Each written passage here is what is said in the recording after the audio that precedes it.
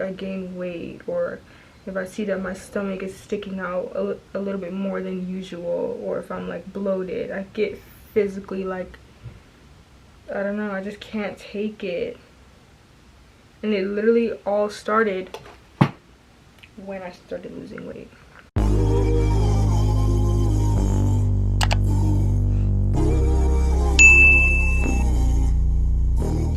Hey guys, welcome back to my channel, Etua for real. I'm Etua, and today I'm gonna be doing a get ready with me chit chat video. Today I want to talk about, oh, I have a pimple. Y'all, please don't mind my face. It's breaking out really bad. It's almost that time of the month, so yeah, don't rub my face. But today I want to talk about body dysmorphia and my struggles with body dysmorphia. Basically, let me start from the beginning. So I was I was a bit overweight growing up. I feel like in baby pictures I fluctuate, so like sometimes I come off like I look thin and then other times I look heavy.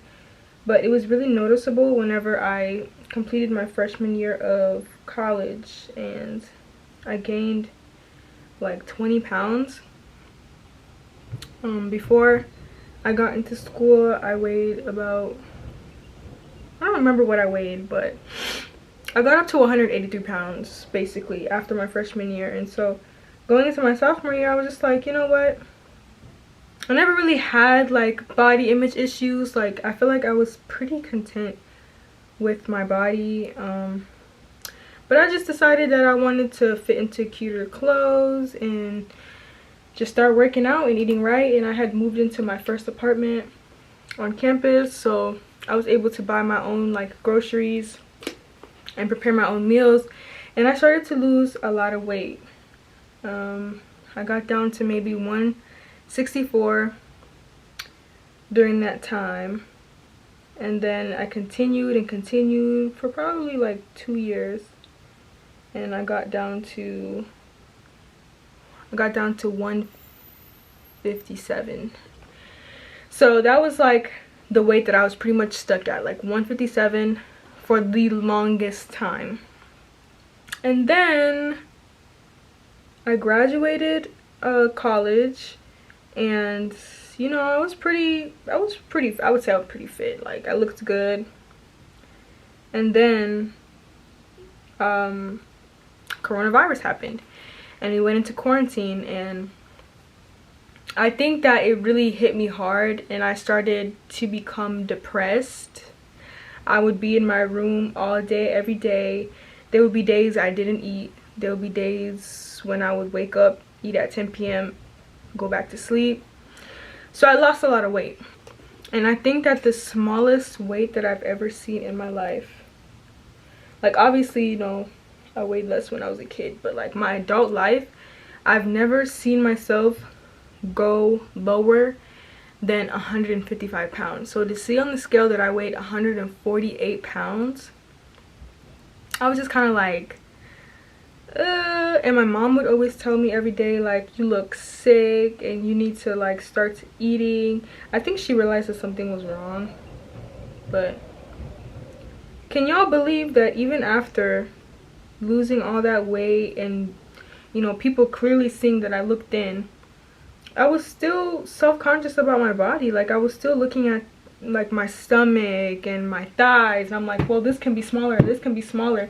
And I think that kind of messed me up, because it made me feel like, well, if I can drop this much weight by just not eating, it wasn't on purpose. Like, I was really like mentally not well, but I was thinking, like, after I had gotten through that, if I can lose this much weight by just not eating, then like, what am I doing on a diet, you know? Like, so it just messed me up, and that's not the route to go. Like, if you're a little girl watching this, not eating is not the route to go, because it's not sustainable. So I'm gonna get into that right now. So fast forward, I think I gained a little bit. Like, once I started eating again, feeling better, I got up to like 150, 151 consistently. I still wasn't eating as much, but you know, I gained a little bit. But you know, my family would constantly tell me, like, you look thin, you look thin, you look thin. I would look in the mirror, say I still look fat, I still look fat, I still look fat. Like, I don't think I have ever been satisfied with my body. And it's crazy because it only took me losing weight to start feeling that way about my body. Like, I never felt this sort of like these challenges whenever I was a little bit heavier, because it was just like, I'm heavier, that's it. But comment down below if you guys understand what I'm trying to say, or if you can relate. It wasn't until I started getting thin where I started being more body conscious. So, okay, fast forward, I get a job and I'm flying out. I was on the road for like a month straight, and clearly, like, I don't have any kitchen anywhere. I was jumping from hotel to hotel, so I just ate a lot of fast foods or just like already prepared meals from the grocery store. So clearly, you know, I'm gonna gain weight, and that was already a concern of mine, because I just felt like when I left home, I was content, you know, I was content with my body, and I had a fear that like I'm gonna gain weight if I'm traveling, because I'm not cooking and I'm not eating my mom's cooking. So I come back home, I get on the scale. Tell me why that thing said 156. And that doesn't necessarily, it's not a bad thing, because I was stuck at 157 for the longest time and I was content with my body. But because I went below that weight, I felt like, okay, now this is too big. Now 156 is too big for me, because I know I can get lower than that. So that's when I started getting obsessed with working out again. I started working out 5 days a week, and I'm trying to do it the healthy way now, because I understand that like I'm never gonna be satisfied, and that's just something that I have to overcome in life. But yeah, I really struggled. And then it didn't help that when I got back, I felt like now my family started telling me like, oh, you know, you're filled out, you look a little bit more filled out, you look healthier. To me, that just meant you're calling me fat. I gained weight, you calling me fat. That's how I took it. But yo, this thing is no joke. Like, it's literally no joke. It makes me feel physically like sick whenever like I gain weight, or if I see that my stomach is sticking out a little bit more than usual, or if I'm like bloated. I get physically like, I don't know, I just can't take it. And it literally all started when I started losing weight.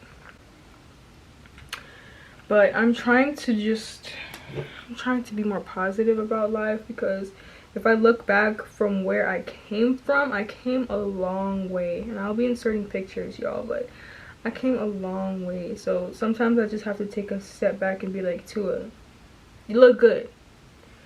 You look good, okay? Like, relax a little bit, chill on yourself. Like, I'm too hard on myself. I feel like, okay, I'm gonna finish my eyebrows off camera and probably get my lashes on too, then come back and wrap up this video.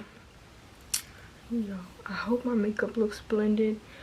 I just cannot be bothered today. Like, I'm literally not going anywhere or doing anything, so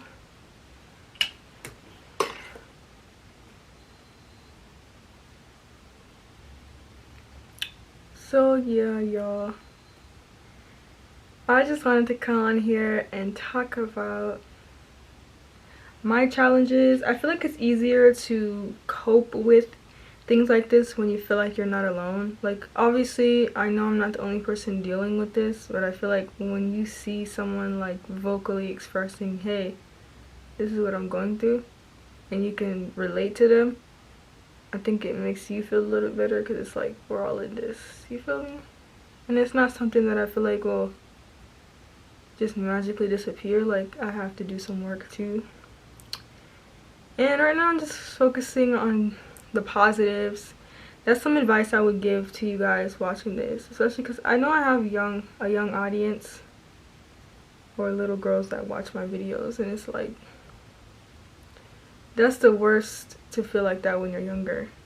But just knowing like, hey, she went through this and she's okay. She turned out fine.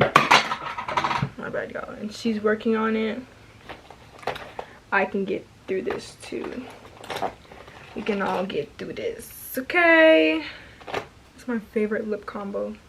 I use a black pencil and then I use the brown Juicylicious lip gloss.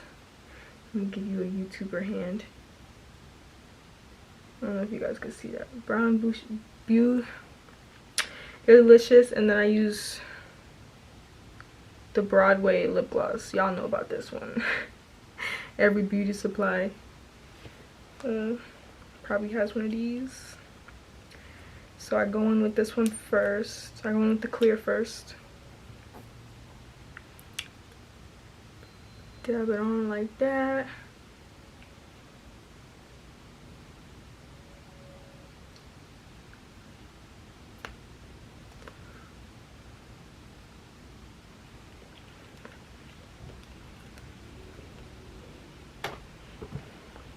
Then I kind of blend it in with the black.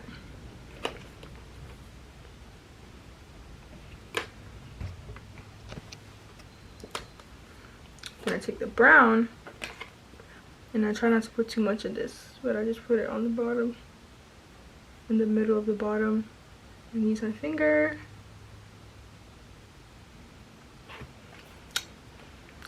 Yep, that's what it is. It is what it is. Let me let my hair down for y'all.